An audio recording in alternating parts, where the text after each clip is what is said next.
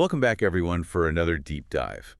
This time, we're really getting into it with the Glorious Revolution of 1688. Yeah, 1688. Big year. Yeah, you shared some great excerpts from revolutionhistory.pdf with us. It's And looking juicy. yeah, we're going to get into it a bit more than your average textbook. Okay, so we're going beyond the basic king was overthrown story. We're looking at, like, the nitty-gritty. How did this all actually unfold? Well, what we have is how an alehouse might have been at the center of a revolution that really changed England forever. Wait, you're saying a pub? A pub might have sparked a revolution? Yeah, pretty much a historical butterfly effect kind of thing. I am intrigued. Okay, so the pub in question is called the Cock and Pie Knot. The Cock and Pie Knot. That name alone is worth a deep dive. It really is. Okay, so before we get to that fateful meeting at the Cock and Pie Knot, can we rewind a bit? England in 1688 was a bit of a powder keg, wasn't it? Oh, yeah. A powder keg is a good way to put it. You had this long-standing back and forth between Catholicism and Protestantism going back centuries. Right, going all the way back to Henry VIII and his whole, I want a divorce, so I'm starting my own church thing. Exactly. Henry VIII's break from the Catholic Church in the 1530s set off this chain reaction of religious reforms and then more reforms and counter-reforms. Each monarch seemed to pull the country in a completely different direction. So fast forward a couple hundred years, and we have James II, a Catholic king, taking the throne in a predominantly Protestant country.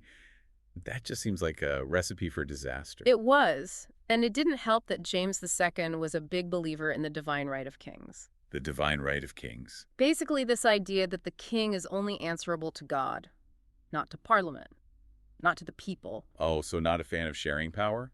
Not really, and this idea didn't sit well with a lot of people, especially in Parliament. Okay, so we've got a king who thinks he's above the law, ruling over a population that's mostly opposed to his faith. Not a great combo. Yeah, not ideal. To be fair to James II, he did try to ease some of the tension. He implemented some policies for religious tolerance, like he suspended the Test Acts. The Test Acts. Remind me what those were all about. Basically, they were laws that prevented Catholics from holding public office, so they kept the government and military firmly in Protestant hands. So by suspending these acts, James II was trying to be more inclusive. You could see it that way, but it really backfired. Why's that? Was England just not ready for religious tolerance? Well, it's a bit more complicated than that. The Test Acts weren't just about religion, they were about power. Who had it, who didn't. So when James II suspended them, it was seen as him trying to consolidate his own power rather than a genuine move towards tolerance. I see. So it was about control more than anything else. Yeah, you could say that. And then to make matters even worse, James II has a Catholic heir. Oh, so now the Protestants are really freaking out. Yeah, the idea of a Catholic dynasty terrified a lot of people. They feared a return to Catholic rule and losing all the religious freedoms they'd fought so hard for. So you have this underlying current of fear and resentment just simmering beneath the surface. And that's where our key players come in. Right. William Cavendish, the Earl of Devonshire, John Darcy, and Lord Danby. These are the guys who meet at the Cock and Pie Knot, right? But I thought they were on a hunting trip. Yeah, that was the cover story. They were actually plotting to invite William of Orange, James II's Protestant son-in-law, to take the throne. Wait, hold on. So this meeting at the Cock and Pie Knot that launched a revolution was just a coincidence? You could say that. A sudden storm forced them to find shelter. And the closest place? The Cock and Pie Knot. So this revolution hinges on a chance encounter at a pub during a storm.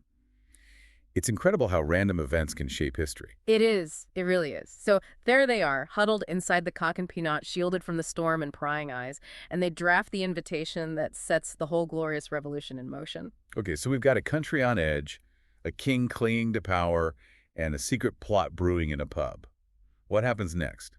Does William of Orange just waltz in and take over? Well, not exactly waltz in. He had to be strategic about it. I mean, an invitation is one thing, but William of Orange needed to know that people would actually support him. Right, so he couldn't just show up with an army and hope for the best. Exactly. He needed to gauge the level of dissatisfaction with James II and see if there was enough support for a regime change. And you know what? He found it. Really? So people were ready to ditch James II? It seems that way. When William of Orange landed in England with his army English lords, commoners, all sorts of folks flocked to his side. They saw him as this kind of savior, a champion for Protestantism. And a way to get James II out of power. Exactly. It wasn't just about religion, though. It wasn't. James II's whole I answer to no one attitude really rubbed people the wrong way. They wanted a system where the king wasn't all-powerful, where Parliament actually had a say. So they were ready for a power shift. Big time. Okay, so back to James II. What happened to him? Did he put up a fight? Yeah, what happened to the guy? I mean, he tried to rally some support, but it was pretty clear that the tide had turned against him. I mean, faced with a dwindling number of supporters, and William's army marching towards him, he decided to make a run for it. He just gave up and ran away. Yeah, pretty much. He fled to France. It was actually a pretty smooth transition of power, relatively bloodless, which is why it became known as the Glorious Revolution. The Glorious Revolution. Got it. So James II is out. William of Orange is in. What happens now? New monarchs, same system? Not quite. Things get really interesting from here.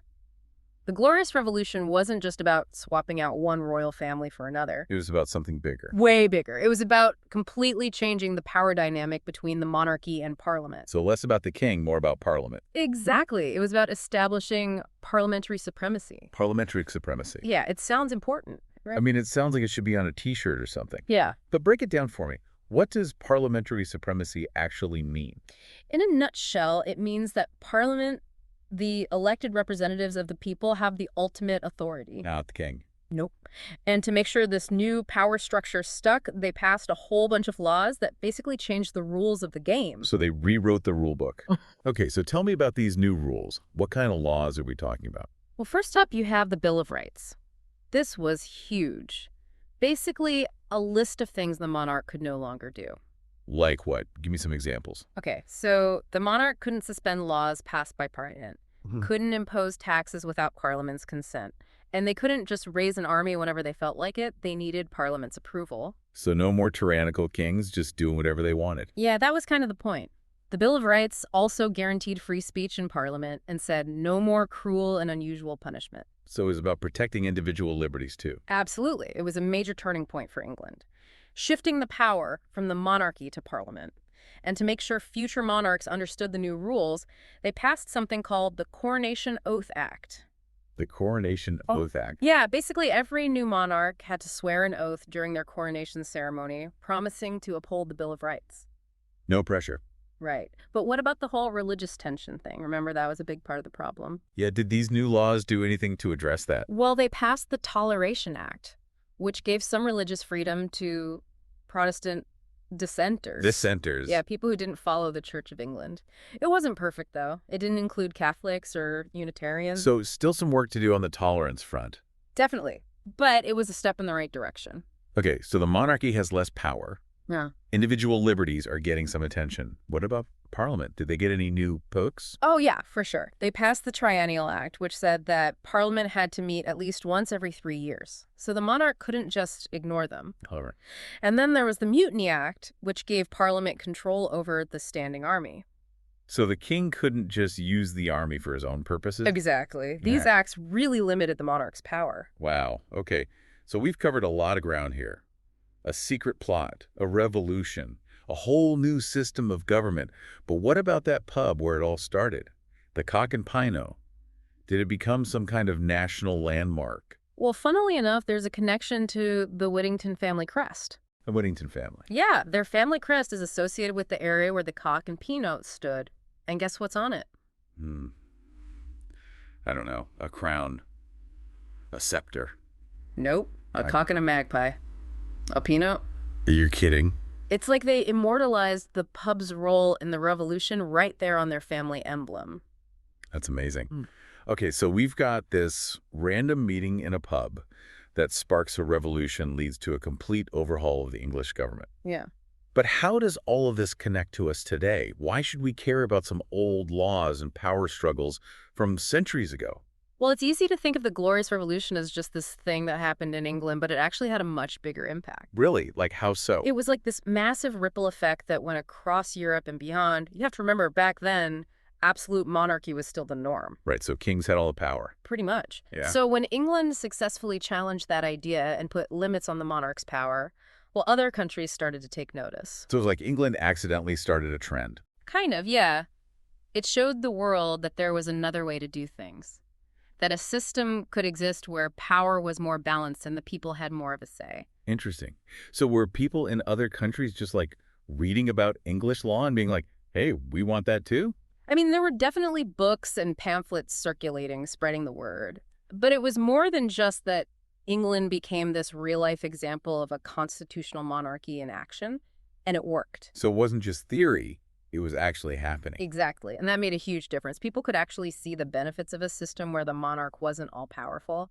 So did any of those specific laws we talked about have a lasting impact on other countries? Oh yeah, tons of them. The Bill of Rights, for instance.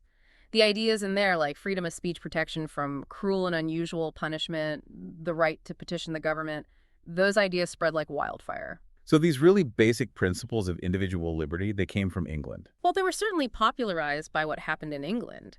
And those ideas, along with the concept of regular elections and having a separation of powers, those became like the building blocks for a lot of emerging democracies. So we can trace a direct line from a secret meeting in an English pub to the way many governments function today. It's amazing, isn't it? And it shows how something that seems insignificant at the time, a chance meeting, a sudden storm, can have a huge impact on the course of history.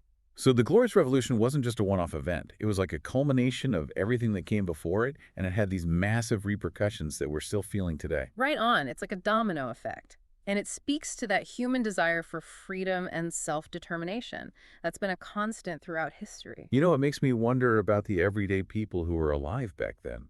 We always hear about the kings and the nobles, but what about the average person on the street? How did the Glorious Revolution affect their lives? That's a great question. And it's something historians are still trying to understand. The impact probably varied a lot depending on your circumstances, your beliefs. For some people, the Glorious Revolution brought more religious freedom, more stability, a sense that things were moving in a more just direction. But for others, especially those who were loyal to James II, it might have felt like a time of upheaval and uncertainty, maybe even persecution. It's a good reminder that even something called the Glorious Revolution probably wasn't all sunshine and roses. Yeah, exactly. It Yeah. wasn't some magical solution to all of England's problems. Hmm. It addressed some key issues, but there was still a long way to go in terms of social equality and making sure everyone had a voice in government. Right. So it was a step in the right direction, but just one step. Right. It's all part of this ongoing human story, this